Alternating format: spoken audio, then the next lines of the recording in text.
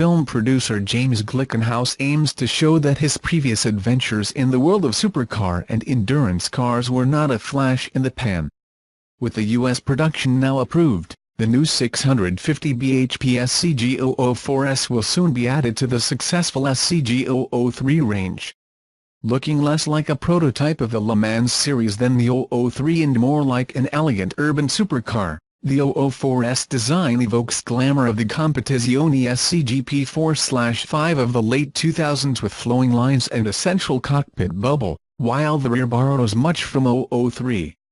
The body panels can be natural or stained carbon fiber, and the use of the compound in the chassis helps maintain weight up to approximately 2,600 pounds 1,180 kilograms. Behind the bubble greenhouse lurks a turbocharged 5.0-liter V8 that redlines at 8,200 RPMs. It develops a maximum torque of 531 lb.ft 720 Nm and a maximum power of 650 bhp 485 kilowatts.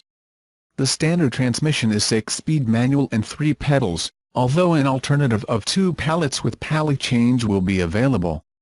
The interior of the cab borrows a page from the McLaren playbook with a driver's seat mounted in the center, located between the passenger seats and slightly ahead. The dashboard is a mix of old and new schools with a symmetrical distribution of 9 white-faced analog dials on each side of the large central tachometer, a simple, clear steering wheel and a useful alloy shift door behind a smartphone. Rear view is provided through a camera to a digital display in the upper center, where the habit takes the driver's eyes to where the mirror would be. The Scuderia received the status of low-volume manufacturer of EU in July, which allows the assembly of up to 325 turnkey cars that comply with the federal regulations of motor vehicles and emissions per year. With that approval, the 003 models will be manufactured in the USAUU instead of being imported as kits as they have been, and the 004 will eventually join them.